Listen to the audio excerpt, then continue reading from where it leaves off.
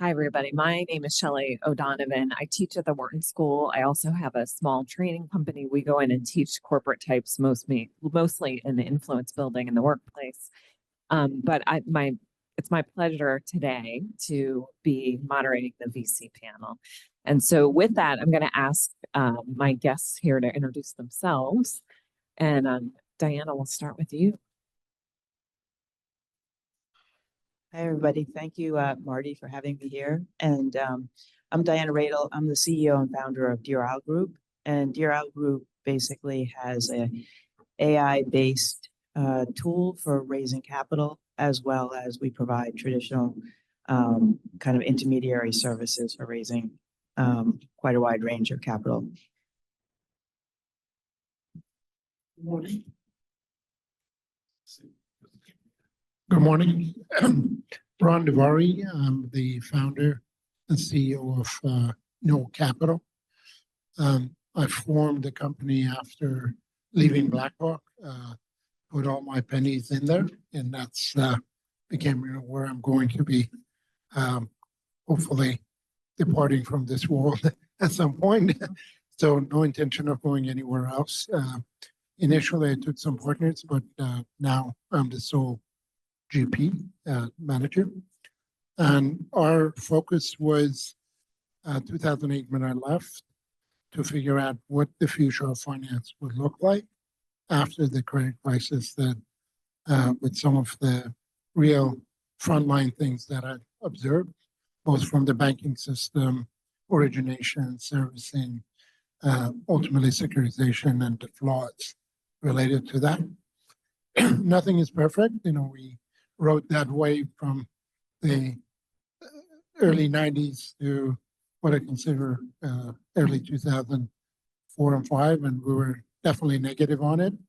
So fintech became, how do you leverage technology to create new rails where you can, the stuff you just saw today, just a second ago, we can provide full transparency on that on a day-to-day basis, second-to-second basis. We can carve and create SPVs, and different people can take different exposures. So it's a replacement of what I consider structured products. And you don't need servicing reports. You need full online access. So that's really what New York Capital has done through a New York Finance, starting different asset classes, building an eco. That's our own venture. And the second thing is focused on renewables and project finance, long-term, long-dated security. So those are the two areas of focus. Good morning, everyone. Sorry again for the problems with the audio. Happy we were take care of that. So as you know, I'm Peter Thurlow. I'm a partner at Bolsonelli, and I'm the host today. The quick background leading to the early discussion about international trade and IP issues and so on. After being at the big law firm I mentioned, Jones Day, we were representing big companies. I joined here 9 years ago and work now with 30, 40, 50 early stage emerging growth companies. As important as the intellectual property was when I started hosting these meetings, got to know Marty and others very well, and really had a focus on the capital side. But back to the IP side for a second. For those of you that have been up on the 42nd floor of my office, imagine a room full of individuals on one day from the FBI, work with the Office of Economic Espionage, with the theft of IP. Congress did a study years ago that the value of intellectual property to U.S. companies was $5 trillion, that at least $1 trillion was being stolen by China. So I work with the FBI, a lot of people in government, work with the patent system and Congress and the different administrations on both sides of the aisle. After working with the FBI, I got connected to DARPA because of I have a military background, graduated from military school, and because of the importance of intellectual property, DARPA works on advanced intellectual property that I'll get involved in. And I've been a volunteer for them for the last couple of years and work very closely. I'll get more into that. But again, how is an IP patent guy involved in a VC discussion? All the early stage companies need capital at one point or another. So I started representing the founders, but then I was sending what I like to think is some good deals to the family offices. And now I represent or I work very closely with 5 or 6 or 7 different families. Some are structured better than others, and some are basically just wealthy individuals looking for deal flow. And that's how I'm involved. I have a lot of deals that I wrote down, and industry agnostic. And then with the deal flow from DARPA, I see a lot of things. So that's how I'm involved, because I'm always have to track capital, whether it's non-dilutive from city, state, and federal areas, or dilutive from family offices, VCs, and private equity. So thank you very much. Yeah, so what I see from the panel is just that you all come at this from different perspectives. And so I would love to just first get your take on kind of the groundwork and what you see right now in the VC space from your specific perspective. So Ron, maybe we'll start with you.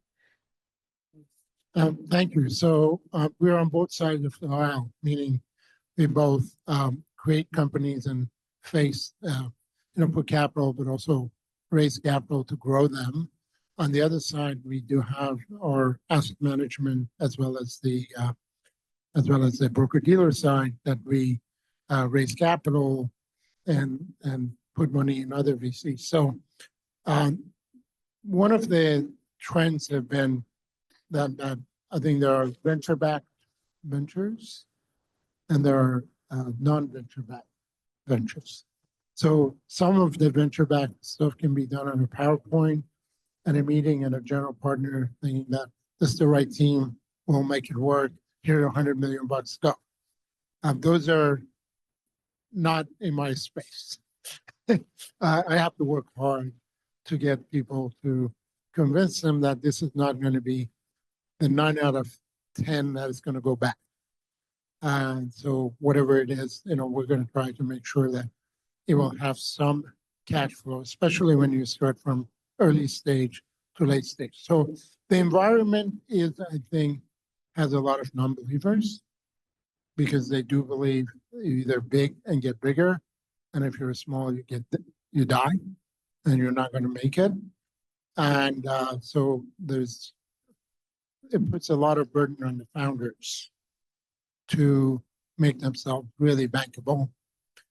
So that's one area. The other area that we're seeing that a lot of venture firms, they don't have the basics. A lot of new startups, they may be in tech, but not have a cybersecurity. They may be, dealing in finance. They may not have real good legal representation of compliance. Even corporate documentations were not captured, and many of them don't view audits and everything else is superfluous. We just do it. The cap structures is very messy. So when we go try to represent these guys, we like the idea. We may like the team. We may not like the team dynamic. And then how do you really dress them up and get them to that level? So that's really our advisory side of the business. And that requires quite a bit of working to do. And it requires, out of 1 out of 100 may make it for us. So it's a really tough work. Again, you either got out of a big name school, another, graduate of your school decides that you're the right guy and let's go. But, I think we are looking for founders that have been in the field, have actually gone through, if they're trying to transform an industry, they better have been there and really dug up all the issues, and now they know how to come up with that. So bottom line, I think there's so many different flavors, and you need to figure out the domain expertise, the business practice, and what are their inhibitors maybe there. I give you a failed venture of ours. We put in over $7 million of our own hard-earned money, nobody else's, create a platform called MuniRisk. MuniRisk brought in, we used Bloomberg's data, but for the municipal bond, market. There is no other place in the world you can go and compare and contrast municipalities. We thought this is a clear winner. All the RIA, Morgan Stanley's, they're all going to jump on it, and it's going to, once we released it, number one, we had picked a bad platform because you have to pay $3,000 to just look at the data per month. Number one. Number two, the dealers really didn't want it because they didn't want it. Their rating agencies didn't want it. The investors also wanted to set it and forget it by the muni say they don't default. So a lot of things we learned after the fact, which had nothing to do with the idea working, had to do with how do you sell it and is it sellable? And we bagged that. We said we were for the right time, but it's one of my biggest own failure. So Diana, do you want to jump in and talk a little bit about, Market conditions. yeah, So we actually consider market conditions. We say that previous market conditions were like if anybody skis a mountain full of only green slopes. Can you speak up a little bit? We were saying that if the previous market conditions, when there was a lot of liquidity, was essentially if you ski like a mountain full of only green slopes. You can grab your skis, you can not have any lessons, not know how to ski. If you're athletic, make your way down. We now say it's a mountain full of only double black diamonds. So you have to have, know what you're doing, have had the lessons, have had the practice in order to make your way down. We feel that, going forward, the market will be a mountain full of single, blues and single blacks. And the reason for this is because the excess liquidity of asset allocators moving money into venture capital is now gone. They're full on their allocation to venture capital. So the liquidity going forward is recycled liquidity. And the reason it's double blacks right now is because recycled liquidity, as we all know, isn't really there. So recycled liquidity will come back, but we believe that the fundamentals of raising capital for companies will have to now will be permanently installed in the venture capital world. And the fundamentals are what we call transforming a business strategy into an investment opportunity. So some of the things that Ron was talking about, but really understanding what does the investor want, what kind of returns does the investor want, and how can you support that in a way that's believable to the investor. And we think that that's the atmosphere in double spades now or double black diamonds now, but it will continue to be going forward because it's, not going back to green slopes. So the one thing, there we go. Sure. Yeah, exactly. So the one thing I'd add just generally is I was speaking with a family office I do a lot of biotech deals out of Montana with, and the way that she described it was euphoria since the election on the outlook for this 2025 and so on. Whether it's accurate or not, definitely been very positive feedback. Obviously, an environment where there's less taxes, less regulation, and hopefully a declining interest rate environment, similar to what the private equity group discussed yesterday. I think there's a lot of similar themes.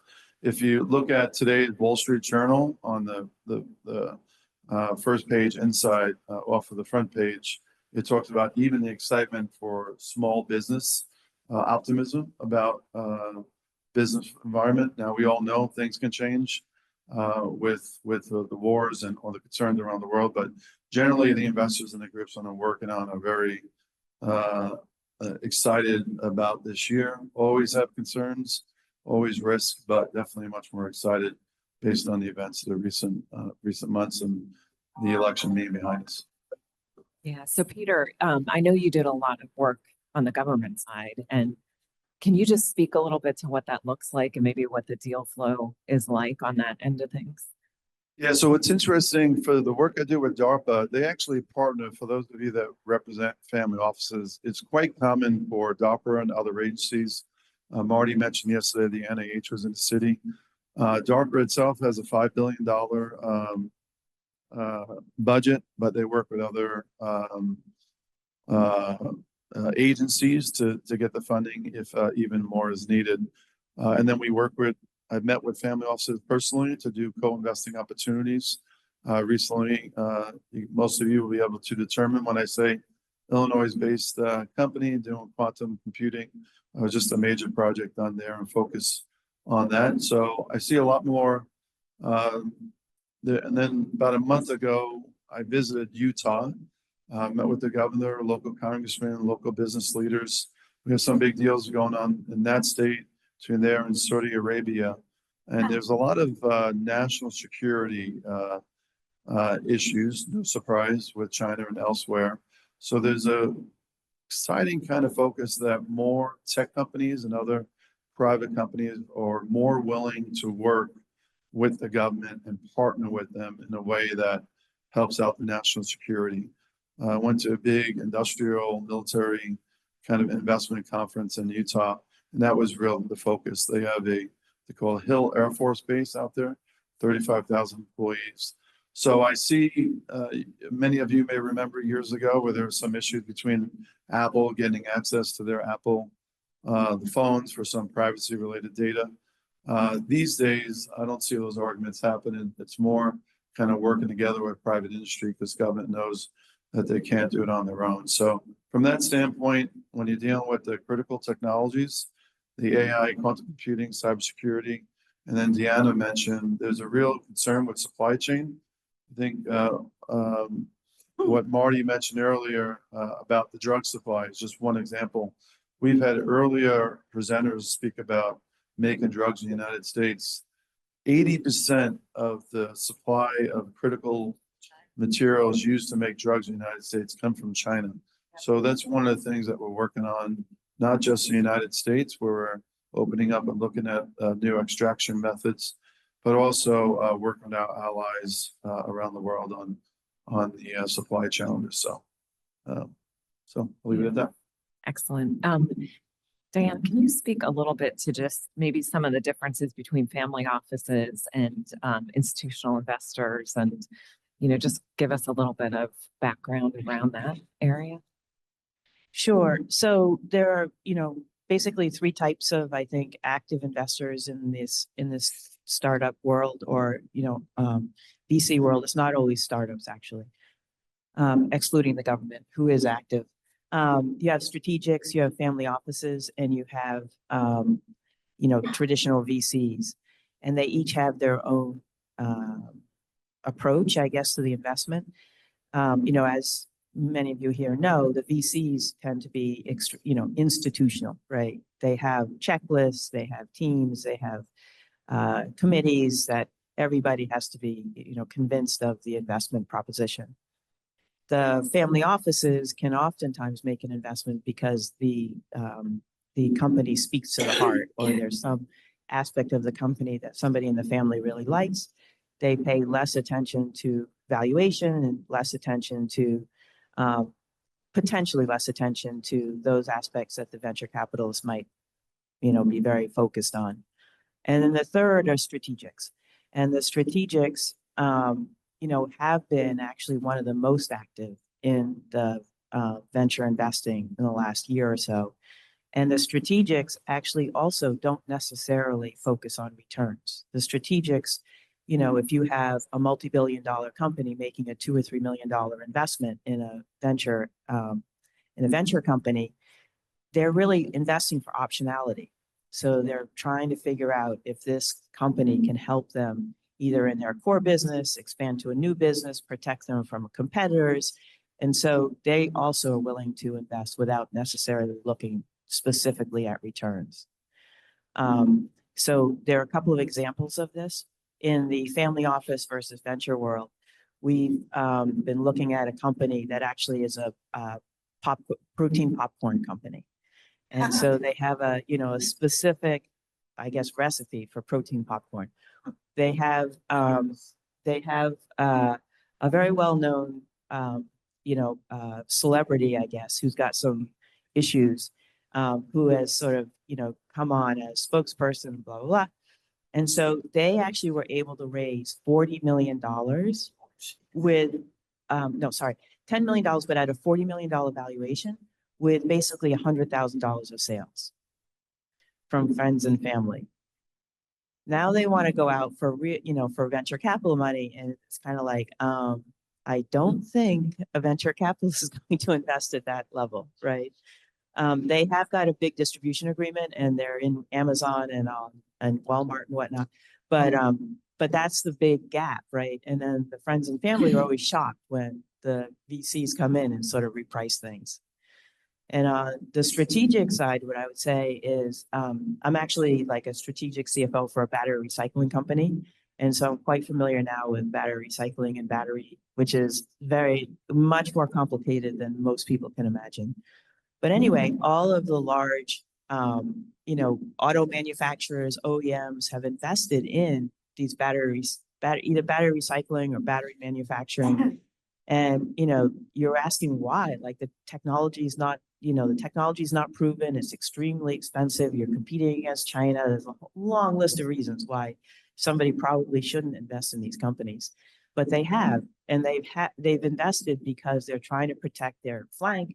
They're trying to, create, manufacturing here in the U.S. in case the regulations change or don't change. And, so anyways, it's just very interesting to see the different investors and how they look at these opportunities. And it's not one size fits all at all. It's very, very specific to the organizations. Yeah, so Ron or Peter, is there anything that you wanted to add to that conversation? No, I think, everything was pretty much covered at a very broad level. I want to add one more class of investors. Those are angel investors. The angel investors are people who have had a few exits, they have cash, and they'd like to be involved in a venture. So if they believe in it, they bring in a tribe of investors with them, but they're not. So they really set you up for then get a venture venture firm to ultimately take it out. So we tend to focus on those people because they're pretty familiar with the dynamic of how you set up for the next liquidity. The difference between success and failure sometimes is just liquidity. You just run out of money. So, the idea may be the best. Always tell, venture founders, valuation should not be a consideration. Getting the money should be. So I think that's one of the things that the founders are getting. Some of these ridiculous valuation that you're seeing is primarily a hype at the venture capital firms that they want to show return prior to liquidity. So that's the mechanics for them to show that venture returns are better. But, until the money is back in my pocket, I don't know that. So that's one of the things, we found, venture is, it's almost like, to play poker, you have to be a poker player. It is that it's a scientific, repeatable, it's not one bet, one hand. And if you're not ready for that, and I think a lot of family offices probably were more emotional investors than probably have the infrastructure to deal with that kind of hassle. Just a quick, comment. Venture has changed dramatically over the years, right? Back in the old days, if you were a seed investor, you didn't invest in Series A or Series B. You got Series A, an investor would come in and they would justify the valuation coming out of seed. But today, investors will invest in multiple rounds, Series A, B, which doesn't really define whether or not the valuation is true, right? Because what you're doing is you're just prolonging off putting a real valuation because you're just investing again at the next level, hoping that somebody else comes in and invest, right? So the whole world, that whole venture world has gone on to it's like its own universe now of lots of complexity. And I'm just wondering about the value of being in the venture world versus being a non-venture startup. Let me give you a couple of examples of how you can participate perhaps at a lower risk, and you're not gonna get, 10x, 100x. But like Klarna just filed for going to, public at a valuation which is probably 1/3 of their peak, but double of what the low that they experienced right after 2021. There's quite a bit of secondaries on those. And we are finding that there's quite a number of people from family office from Asia and others, when they see a big fintech name or a tech name, or even SpaceX or some of these well-sponsored 10 billion plus, these are not going to be failures. It's just a matter of when you're going to get your money back. When are you going to get liquid, right? So they are effectively private equity, but they're viewed as venture, correct? Am I, because they're not that. So there is another way to access what I consider non-public big tech. I think more, it came out yesterday during the private equity discussion, more of them, they even mentioned private equity investing in early stage companies that are more risk adverse, I guess. Or we have one IVF company that's been out from University of Utah, it's public, that they raised 10 million, 3 million of which was from KKR, which was considered interesting just because they normally don't invest in this early stage, but there's more of a history with that. But overall, to Shelley's question, the family offices I work with are much more personal investing, where the VCs are to get fund 2 and fund 3, you need to do well in the returns on fund 1. So there's definitely that focus. They have families that have particular interest in neuroscience areas, Parkinson's and Alzheimer's, that say we want to see deal flow in any stage. We're going to put money in there. The other thing I'd say, based on some 3 recent deals, what's been interesting to me is the family put in money, but they didn't take a board seat. They actually took a very active management seat because it's an early stage company that needed help on management issues. So they're involved in management. They put in money, but they also were able to structure deals that were favorable to them, not only getting initial early equity, but also to the extent there's an upside based on the business opportunity they bring to the early stage company. And there's one gentleman in particular who's doing an international carve out. Another gentleman's doing a healthcare carve out. They're going to do very well. So I think there's more of an opportunity, not just from getting returns on investment, but helping them grow and taking a role in managing that company, which is fascinating to me. Yeah, I have a question here in the audience. It's not a question of running out of capital. It's not a question of running out of capital. It's a question of running out of performance. Capital is always available if you perform, which brings to point the business model and the execution of the business model. In your particular case, you identified a particular error. You created a platform.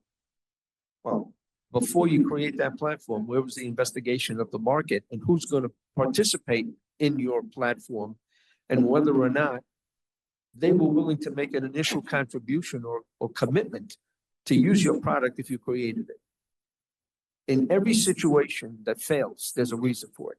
It's identifying the potential reasons in advance, why it could fail, and how you overcome that. Again, I'm not trying to be critical. No, It's just you're an absolutely analysis. right. I mean, the point is though, that was a special case. Capital was not an issue because we were in evaluation. The way this came about, we knew there was a market for it. General Electric had a finance unit. They had to go through a CCAR exercise. They had a boatload of muni bonds, and they were supposed to do analytical risk calculation of those, and they have no way of doing it. So we were led to believe that once they go to the CCAR, they need the analytical tool that is database, not an analyst based. So when you get into these risk calculations, I mean, if you look at my background, I have worked in every large scale risk mitigation projects prior and after.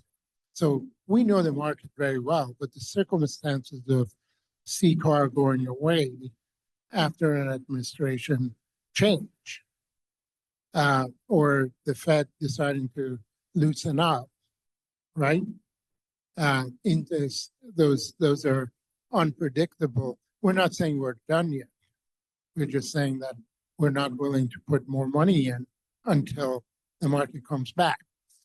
It's a knowledge-based investing, and we know that is the product I would use every day at BlackRock if I was there, right? Or so mistake. I think it's very difficult to figure out, when Citibank or Bank of America says, I'm going to use this, or I'm going to take it in. So again, it doesn't matter how, until you deliver the product, they write the check. You have no idea whether you're going to do that. And if you run out of money before you do that, then the game's over. And we ran out of money. So we didn't have if I had $5 million more, I would have replaced Bloomberg with my own Bloomberg database, right? I can scrape that data. But at the time, I didn't think I want to do that. I want to dabble up, right? Anyway, I agree with you, but it really comes down to, it's not a success and failure at one point in time. People who have taken risks like myself know it's just a matter of, when you have confluence of luck, hard work, and being ready. 2008, I was damn ready, and I did very well. And I know that I will be ready when the next one comes, but it's just a matter of time. So Diana and Peter, do you want to jump in on those points, or you want a new question? No, I mean, I think in general, even going back to the discussion yesterday, I think there's people questioning the VC industry. I mean, Marty mentioned last year or this year we had 90 IPOs, which is not a lot, but 45 of them were venture based. And then if you look at what I consider Fidelity and that group that focus on this much more than I do, the fact that they're raising a $250 million fund, they're going to be investing in VC. And I see in the families I'm working with is greater risk, but greater reward, plenty of investment. We work with about 20 universities, and universities are really the center of innovation, in my opinion. So to get those ideas, to get them early, whether it's from Stanford or a school in WashU or something, or Columbia University, NYU just a few blocks away makes $2 billion a year from licensing to intellectual property. They have a long list of people that are looking for their ideas. So those are things that get us excited and I think the venture capital community excited. Wow. And yes, that's true. 2 billion. A year. Yeah, 2 billion. They can waive tuition. Yeah, I would just add that maybe to your point, that's why the denominator effect has occurred. I think what I'm calling the denominator effect, which is Series A, they say the valuations haven't really changed, but the requirement to be a Series A has changed, right? So now you pretty much have to show that you have revenues, that you have a market, that you can sell to be considered a Series A. So effectively, the valuations have changed, but the nomenclature to the stage of company has changed, which has maintained those valuations. Yeah, Diana. Oh, go ahead. I would just say I had a conversation with a client the other day that wanted to do Series A 25 million was still pre-revenue. And I said, I think you still want friends and family or angels or family office stuff. I don't think you're a Series A yet, but I can bring it to my venture capital group to discuss that in more detail. But I think Diana's exactly right. The waters get really muddy when we start talking about the angel Series A and all those issues. Yeah, Diana, yesterday when we were on our call prepping for this, you talked a little bit about just building the brand in the capital markets, even when you don't necessarily feel you're going to need it. And I wonder if you could speak a little bit to that. Yeah, so we believe, and especially now that secondaries are becoming more and more prominent, that private companies, just like public companies, need to build their capital markets brand. And they need to be out there telling their story, consistently thinking about who might be in their capital structure over the next 5 to 10 years, even if it's on a secondary basis. So the public companies that have the best valuations are those that do the most effective IR. and, have the best communication with the markets. And so, we believe the same thing is now true for private companies. And so, we built this, AI enhanced platform to help people do that. But we really are trying to get the message out that, hey, private company, you can no longer just, hold out your hand when you need capital. You should be consistently thinking about how are you, building your brand in the capital markets. And that's especially true now as the secondary market becomes more and more liquid, right? Because you don't know who might be buying your secondary piece of paper. And you need that valuation to stay high so that the valuation for everybody can stay high, right? In the books, along with the lines of what Marty was talking about. You don't want that chain broken by somebody coming in and buying at a low valuation. Excellent. So I just want to thank our panel. I think we're ready for the next one. So, Yeah. but thank you so much, Great job. everybody.